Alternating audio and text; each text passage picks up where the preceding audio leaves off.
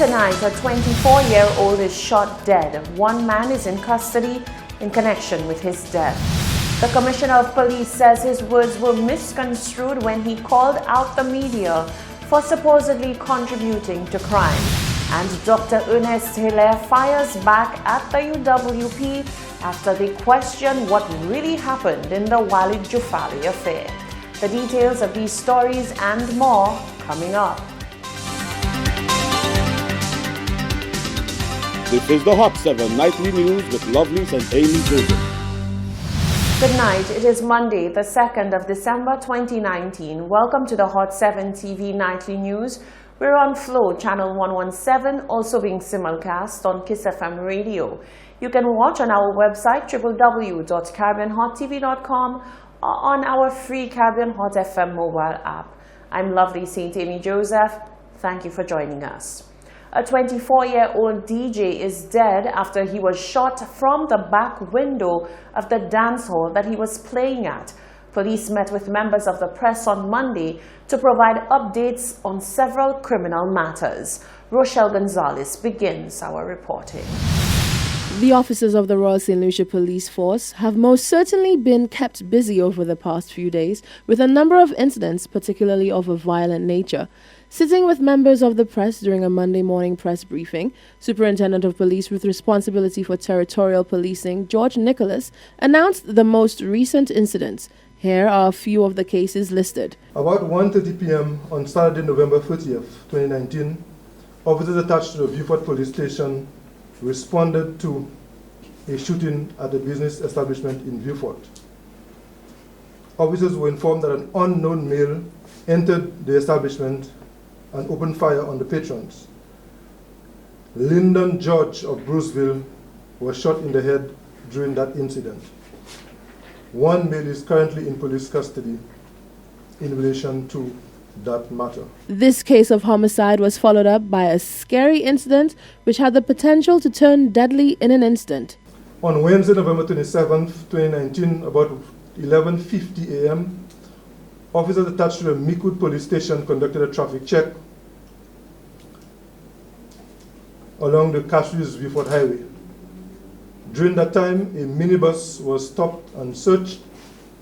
A passenger on the minibus, Vernil Dylan Charles, alias Pope of Cul-de-Sac, was searched and a .357 Magnum with 5 rounds of live ammunition was found on his person.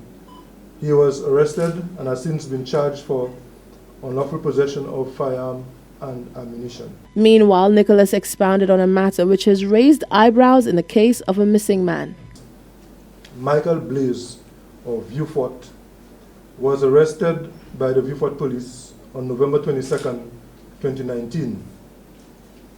He was being held at the Soisel police station. He was released on the 24th of November 2019 and has not been seen since. We're asking persons with information to come forward to assist us in locating this gentleman. The superintendent said the major crime unit has been assigned to carry out an investigation into the matter. To date, the island has recorded 44 homicides, which includes 40 murders. Reporting for Hot 7 News, I'm Rochelle Gonzalez. A growing list of complaints has been mounted by the employees of the National Housing Corporation. On Monday, the National Workers Union, which is the bargaining agent for the employees, made its way to the Ministry of Finance in order to seek audience with the Minister for Housing and Urban Renewal, Guy Joseph. Workers say they cannot stay quiet any longer, and they broke their silence on what they describe as gross injustices coupled with growing health and environmental concerns plaguing the National Housing Corporation. Solange Alfred tells us more. A house is not a home, and the employees of the National Housing Corporation are feeling homeless following 5 weeks operating outside of their office due to the threat of mold and other environmental issues. On Monday, 2nd December, a contingent of displeased employees, together with senior-level industrial relations officers of the National Workers' Union, made their way to the office of the Minister for Housing and Urban Renewal in a bid to gain audience with Minister Guy Joseph. Adding insult to injury, shop steward for the NHC, Marcia Nelson Joseph, says one official in particular continues to wreak havoc on the running of the corporation. It's been 5 weeks this week that we have been experiencing mold in the office, and nothing is being done. We have, Labor Department has come in, they inspected, they have sent a report, made recommendation, but nothing has been done. We are falling sick every day we come in. Our eyes are burning us, dripping eyes, throat ache. We have swelling lips, the lips are burning, and nothing is being done. The chairman has advised the acting managing director that he's not going to spend any money, and we are sitting outside. Every day we come to work, it's the same story. And instead of they do it, they want to send us on. And last week, Monday, Mr. Claudius Francis Pito, the acting managing director, instead of fixing the place, making it more conducive for us to work, he gave us 5 of us letters. He selected a few to go and proceed on vacation from today. So the union intervened, they wrote a letter, they asking them to disregard the memo that was sent to us. That's not all she says. Nelson Joseph went on to describe an interaction between herself and acting managing director of the NHC, Claudius Pito Francis, who, according to employees' information, his tenure ended on Friday, November 29, 2019. Senior Industrial Relations Officer NWU Lawrence Poyot says keys were confiscated with no official explanation. On Friday, the acting managing director, Mr. Claudius Pito Francis, requested the keys for all the filing cabinets from the administrative staff. When they reported for duty this morning to perform the functions, he refused to hand them the keys. So there is a situation where persons reported to it, but they're not able to access the filing cabinets for purposes of performing their duties. But there are other issues which are mainly occupational safety and health issues at the building. Is there an issue with mold? Huh? Is there an issue with mold? Now there is an issue with mold.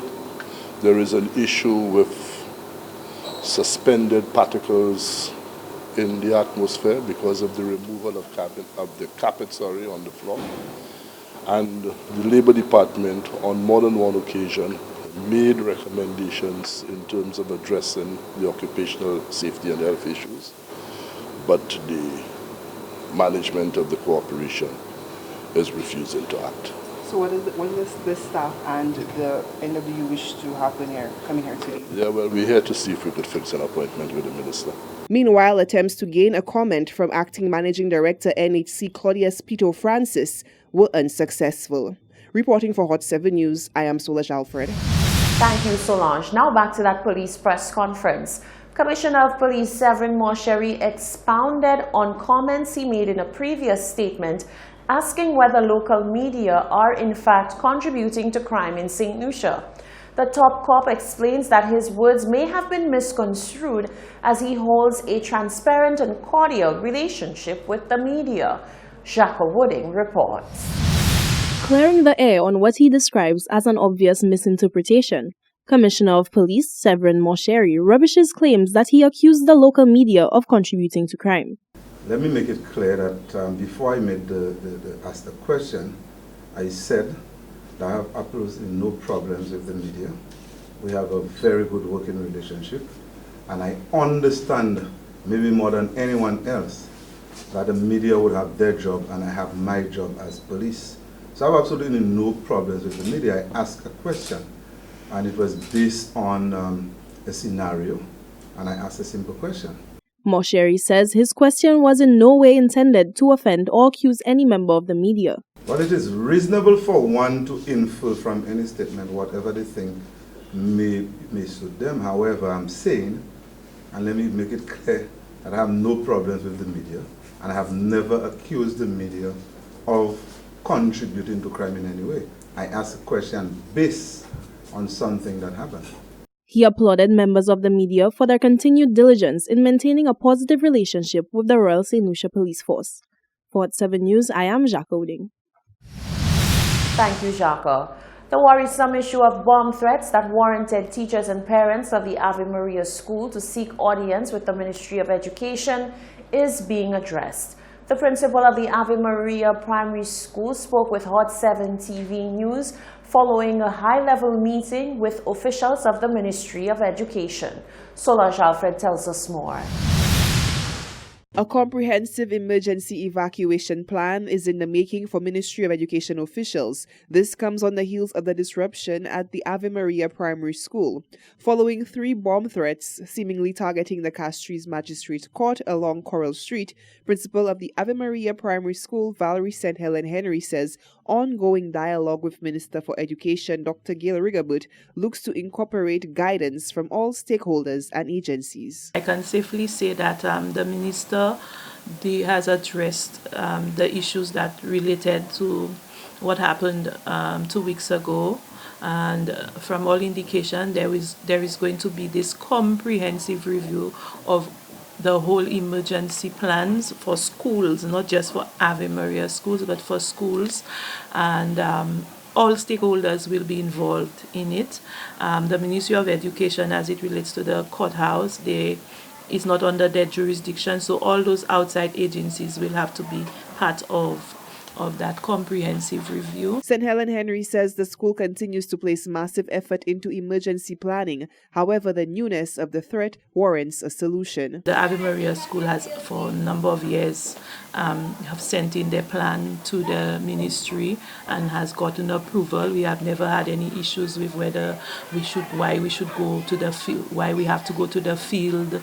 You know, these are some of the questions that was going around in terms of why Mindo Philip Park and so on. It's in the plan, it's been there, and it's not because there's an incident and there's pressure being placed about the courthouse that, you know, this should be highlighted. However, we have never had a bomb threat up until the relocation of the courthouse. So, I mean, it's new, and just imagine in a month you have to evacuate a school of over 1,000 children. Every time there's a bomb threat, the interest of the instructional time should be a concern. Furthermore, she says the Minister for Education has assured stakeholders that there will be further investigation into the matter. She says the whole picture will be assessed to bring about a concrete and realistic solution to the problem. Reporting for Hot 7 News, I am Solange Alfred. This is the Hot 7 TV Nightly News. Still to come, the UWP asked, Dr. Ernest Hille answers. Renewed interest in the Walid Jufali affair. Adrian Auger weighs in on the viral assault of a child and meet 3 top achievers of the Sir Arthur Lewis Community College as they get candid about their journey. That and more after the break.